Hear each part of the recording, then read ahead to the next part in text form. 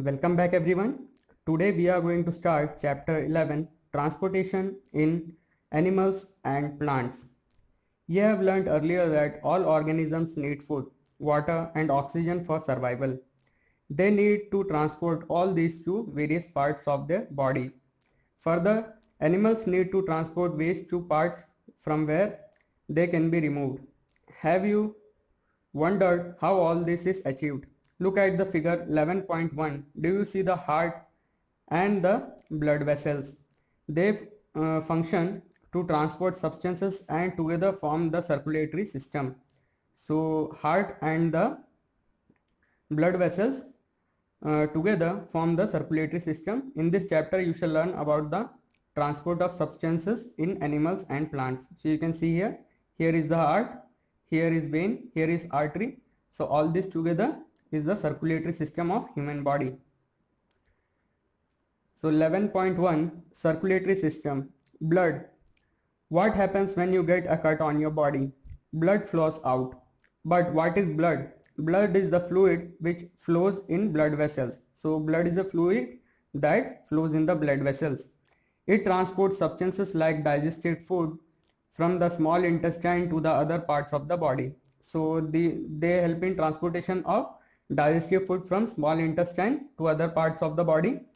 It carries oxygen from the lungs to the cells of the body. It also carries the oxygen from lungs to the cells of the body. It also transports waste for removal from the body. So this is very helpful in our body. It also transports waste for the removal from the body. How does the blood carries various substances? Blood is composed of fluid called plasma, in which different types of cells are suspended. Why is the color of blood red? One type of cell are the red blood cell RBC, which contain a red pigment called hemoglobin. So one type of cell in the blood is red blood cell, which is red in color. So it has a red pigment called hemoglobin. Hemoglobin binds with oxygen and transports it to all the parts of the body and ultimately to all the cells. It will be difficult to provide oxygen efficiently to all the cells of the body without hemoglobin. So it is not possible to transport oxygen to all the cells without the help of hemoglobin. The presence of hemoglobin makes blood red in color. The blood also has white blood cell. So the another part is white blood cell WBC, which fight against germs that may enter our body. So they guard our body from the germs. Bojo fell down while playing a game and his knee got injured. Blood was coming out from the cut. After some time he noticed that bleeding has stopped and a dark red clot has plugged the cut. Bojo was puzzled about this. The clot is formed because of the presence of another type of cells in the blood called the platelets. So these platelets help in forming the clot to stop the blood from coming out of the cut. Blood vessels. There are different types of blood vessels in the body. You know that during inhalation, a fresh supply of oxygen fills the lung. Oxygen has to be transported to the rest of the body. Also, the blood picks up the waste material including carbon dioxide from the cell. This blood has to go back to the heart for transport to the lung for removal of the carbon dioxide. So it goes to the lung for the removal of carbon dioxide, as you have learnt in chapter 10. So two types of blood vessels are there. One is arteries and another is veins present in our body. Arteries carry oxygen-rich blood from the blood to all the parts of the body. So artery is responsible for carrying the oxygen-rich blood from the heart to all the parts of the body.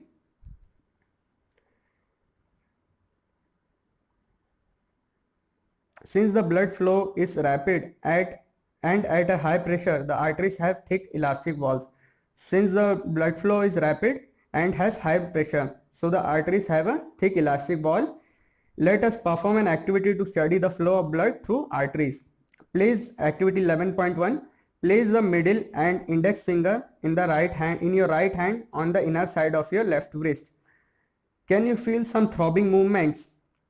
Why do you think there is a throbbing? This throbbing is called the pulse and it is due to the blood flowing in the artery. Count the number of pulse beat in 1 minute. So you can feel it by touching your left wrist and there will be throbbing and that is called the pulse, and you can count the number of pulse in a minute. How many pulse beats could you count? The number of beats per minute is called the pulse rate. So the number of beating per minute is called the pulse rate. A resting person usually has a pulse rate between 72 to 80 beats per minute. So a normal person has a 72 to 80 beats per minute. Find other places in your body where you can feel this pulse.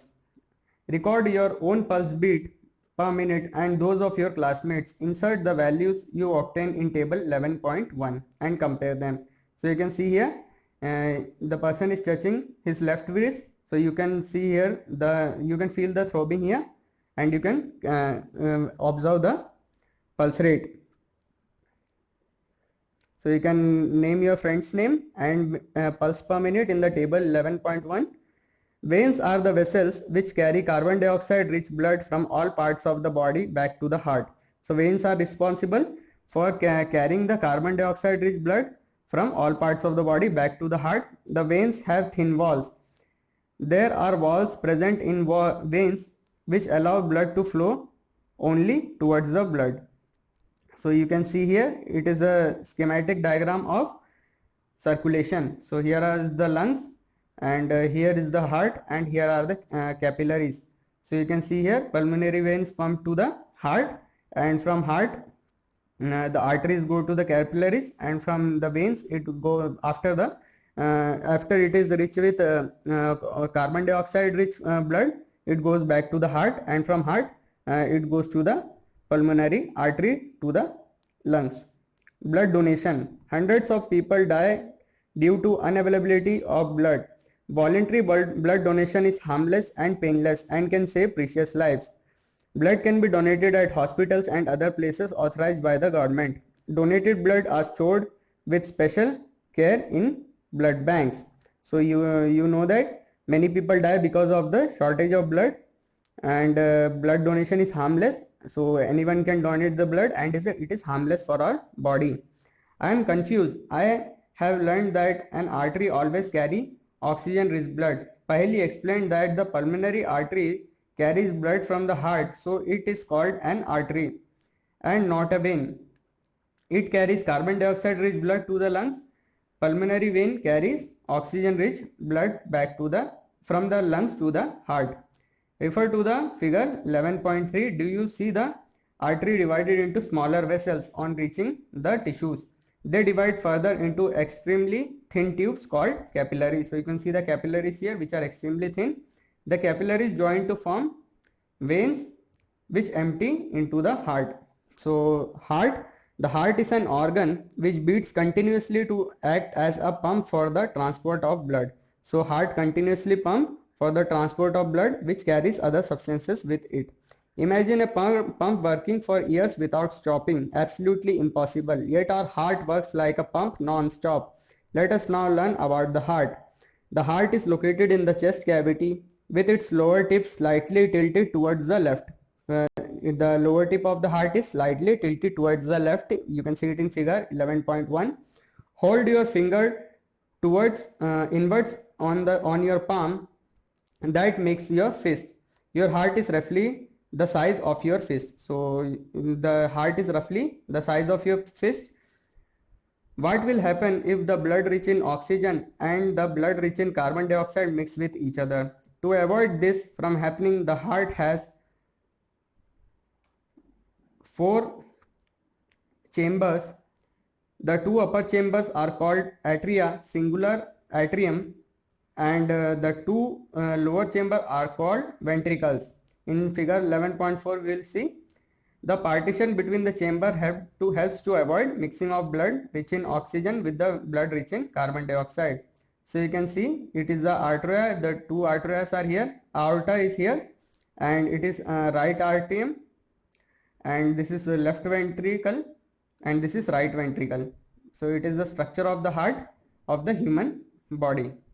Paheli wonders which side of the heart will have oxygen rich blood and which side of the side will have carbon dioxide rich blood. To understand the functioning of the circulatory system, start from the right side of the heart in figure 11.3 and follow the arrows. These arrows show the direction of the blood flow from the heart to the lung and pumped back to the heart, from where it is pumped to the rest of the body. Heartbeat. The wall of the chambers of the heart are made up of muscles. These muscles contract and relax rhythmically. This rhythmic contraction followed by its relaxation constitute a heartbeat. Remember that heartbeats continue every moment in our life. If you place your hand on the left side of your chest, you can feel your heartbeat. So you can feel the heartbeat by touching at the left side of your chest. The doctor feels your heartbeat with the help of an instrument called a stethoscope. So doctor uses stethoscope to see the abnormalities in the heartbeats.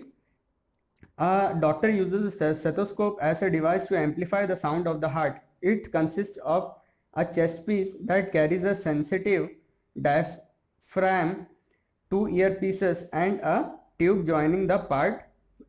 Doctors can get clue about the condition of your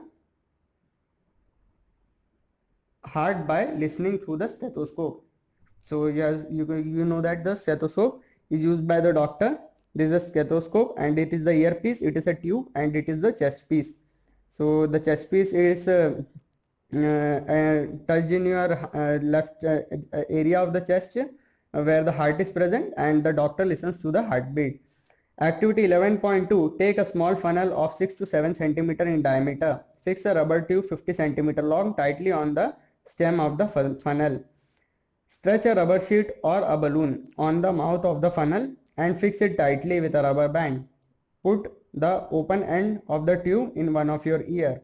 So you can make your own stethoscope by doing this activity. So you have seen here, the guy is listening to his heartbeats through the homemade stethoscope. So heartbeats and pulse rate, you can write the name of the students, and while resting the heartbeats and the pulse rate, and after running for 4 to 5 minutes, the increased heartbeat and pulse rate, you can write it in this table. The mouth of the funnel on the chest near the heart. Do you now try to listen carefully? Do you hear a regular thumping sound? The sound is that of the heartbeats. How many times did your heart beat in a minute? Count again after running for 4 to 5 minutes. Compare your observation. Record your own pulse rate and heartbeats and that of your friends while resting and after running, and record in table 11.2 above. Do you find any relationship between your heartbeat and pulse rate? Each heartbeat generates one pulse in the arteries, and the pulse rate per minute indicates the rate of the heartbeat. So the pulse rate indicates the rate of the heartbeat. The rhythmic beating of the various chambers of the heart maintain circulation of blood and transport the substances to the different part of the body. Bojo wonders if sponges and hydra also have blood. Animals such as sponges and hydra do not possess any circulatory system. The water in which they live bring food and oxygen. As it enters the body, the water carries away waste materials and carbon dioxide as it moves out. Thus, these animals do not need any circulatory fluid like the blood. So, these animals does not need blood for the circulation of the food. Let us now learn about the removal of waste other than the carbon dioxide. 11.2 Excretion in animals. Recall how carbon dioxide is removed as waste during the body from the body through the lungs during exhalation. So we have studied that. Also recall that the undigested food is removed during egestion. Let us now find out how the other waste material are removed from the body. You may wonder where these unwanted materials come from. When our cell performs their functions, certain waste products are released. So when the cells perform their functions, they release some waste products. These are toxic and hence need to be removed. So these are toxic materials and these are to be removed from the body. The process of removal of waste produced in the cell of the living organisms is called excretion. The parts involved in excretion form the excretory system in the humans. So before that we will see this section. The English physician William Harvey AD 1578 to 1657 discovered the circulation of blood. The current opinion in those days was the blood oscillates in the vessels of the body. For his views, Harvey was ridiculed and was called circulator. He lost most of his patients. However, before he died, Harvey's idea about circulation was generally accepted as a biological fact. So, the physician William Harvey discovered the circulation of blood. Excretory system in the humans. The waste which is present in the blood has to be removed from the body. How can this be done? A mechanism to filter the blood is required. This is done by the blood capillaries in the kidneys. So the blood is cleaned by the capillaries inside the kidneys. When the blood reaches the two kidneys, it contains both useful and harmful substances. So when the blood reaches the kidney, it has some useful substances and some harmful substances. The useful substances are absorbed back into the blood, and the waste dissolved in water are removed as urine. So the useful substances are absorbed back to the blood, and the waste dissolved in water are removed as urine. From the kidneys, the urine goes into the urinary bladder. So the urine from the blood goes to the urinary bladder through tube-like urethers. It is stored in the bladder and is passed out through the urinary opening at the end of the muscular tube called urethra. The kidneys, ureter, bladder and urethra from the excretory system. An adult human being normally passes about 1 to 1.8 liter of urine in 24 hours. The urine consists of 95% water, 2.5% urea and 2.5% of other waste products. So the urine contains 95% water and 2.5% of urea and 2.5% of other waste. We have all experienced that we sweat on a summer day. The sweat contains water and salt. Bojo has seen that sometimes in summer white patches are formed on our clothes, especially in areas like underarms. These marks are left by salts present in the salt. So the white marks that appear in our clothes are due to the salts present in the sweat. So you can see here, this is our excretory system. These are the kidney, and from the kidneys the waste products in water, dissolved in water, are removed through the kidneys to the urinary bladder, and it is removed from the urinary opening. Does sweat serve any other function? We know that the water kept on in an earthen pot, matka, is cooler. This is because the water evaporates from the pores of the pot. So the water evaporates from the pore of the pots, which keeps the water cool. Payali wants to know whether other animals also urinate. The way in which waste chemicals are removed from the body of animal depends on the availability of water. Aquatic animals like fishes excrete cell waste as ammonia, which directly dissolve in water. So aquatic animal like fishes excrete cell waste as ammonia, which dissolves in water. Some land animals like bird, lizard, snake, etc. excrete a semi-solid white colored compound, uric acid. The major excretory product in humans is urea.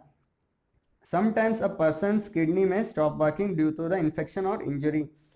As a result of a kidney failure, waste products start accumulating in the blood. So when the kidney fails, the waste products start to accumulate in the blood. Such persons cannot survive unless their blood is filtered periodically through an artificial kidney. This process is called dialysis. Similarly, when we sweat, it helps to cool our body. So when we sweat, the body cools down. 11.3 Transport of substances in plants. In chapter 1, you learned that plants take water and mineral nutrients from the soil through the roots and transport it to the leaves. So we have learned it in chapter 1.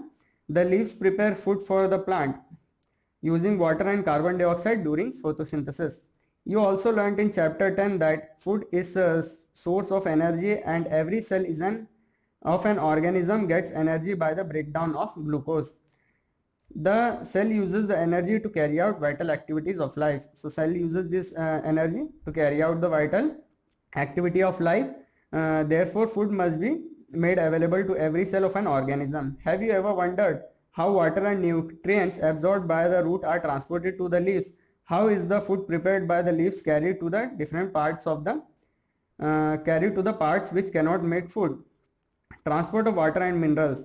Plant absorb water and minerals by the root. So the plant absorb the water and mineral from the roots. The roots have root hairs.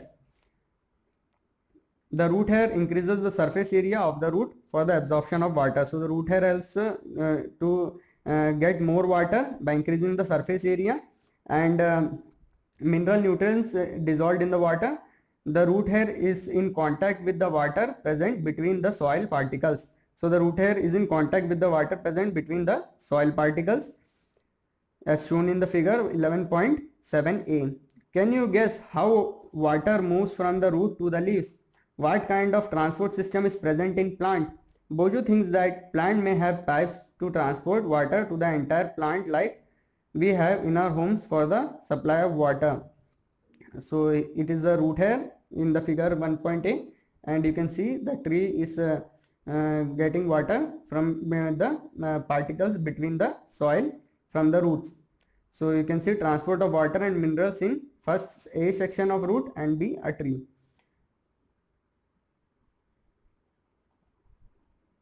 Well, Bojo is right. Plants have pipe-like vessels to transport water and nutrients from the soil.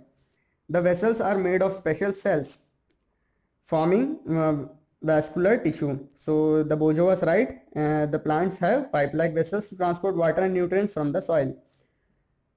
And a tissue is a group of cells that perform specialized function in an organism. The vascular tissue for the transport of water and nutrients in the plant is called xylem.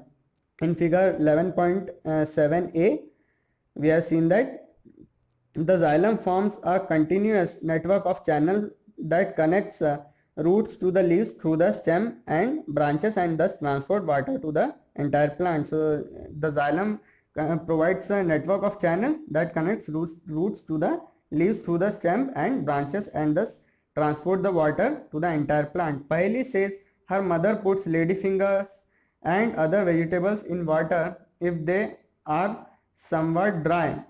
She wants to know how water enters into them. You know that leaf synthesizes food. The food has to be transported to all the parts of the plant. This is done by the vascular tissue called the phloem. Thus, xylem and phloem transport substances in plants. Activity 11.3.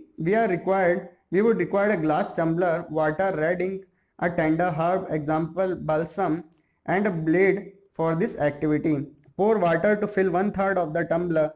Add a few drops of red ink to the water. Cut the base of the stem of the herb and place it in the glass as shown in the figure 11.8a. Observe it in the next day. So the stem is cut off and it is immersed in a red water with red ink. So stem placed in red color, and B in figure 11.8b, water moves up through the stem. You can see the dots here. Enlarged view of open end of the stem is the C part. Does any part of the hair appears red? If yes, how do you think the color reached there? You can cut the stem across and look for the red color inside the stem. Figure 11.8b and 11.8c. From the activity we see that water moves from the stem and water moves up the stem. In other words, stem conducts water just like the red ink minerals dissolved in water also moved up the stem. So along with water. So we have seen in the figure that the color in the water also moved with the water through the stem. Water and minerals go to leaves and other plant parts through narrow tubes, xylem inside the stem. So through xylem, all this water and minerals go to other parts and leaves of the plant. Bojo wants to know why plants absorb a large quantity of water from the soil, then gives it off by transpiration. So transpiration, in the class 6th, we learned that plants release a lot of water by the process of transpiration. Plant absorb mineral, nutrients and water from the soil. Not all the water absorbed is utilized by the plant. The water evaporates through the stomata present on the surface of the leaf by the process of transpiration. So from the stomata the water is transpired. The evaporation of water from leaf generate a suction pull, the same that is produced when you suck water through a straw, which can pull water to great heights in the tall trees. Transpiration also cools the plant. So here the chapter is finished, and we'll see in a nutshell what we have learned. In most of the animals, the blood that circulates in the body distributes food and oxygen to different cells of the body. It also carries waste products from different parts of the body for excretion. Circulatory system consists of the heart and blood vessels. In human, blood flows through arteries and veins, and the heart acts as a pumping organ. Blood consists of plasma, red blood cell and white blood cell, and platelets. Blood is red due to presence of red pigment called hemoglobin. The human heart beats about 70 to 80 times per minute in an adult person. This is called the heart rate. Arteries carry blood from the heart to all the part of the body. Vein carries blood from all the part of the body back to the heart. Removal of waste product from the body is called excretion. Excretory system of human consists of two kidneys, two ureters, and urinary bladder and urethra. Salts and urea are removed along with water as sweat. Fish excrete waste substances such as ammonia, which directly dissolves in water. So fish excrete waste products as ammonia, which is directly dissolved in water. Birds, insect, lizards excrete uric acid in semi-solid form. Water and mineral nutrients are absorbed by roots from the soil. So water and mineral nutrients are absorbed by roots from the soil. Nutrients are transported along with water to the entire plant via the vascular tissue called xylem. The vascular tissue for the transportation of food to the various parts of the plant is phloem. A lot of water is lost by the plant in the form of vapor through stomata during transpiration. Transpiration generates a force which pulls up water absorbed by the root from the soil to reach the stems and leaves. So here the chapter is finished. We'll study the next chapter in the next class. Thank you.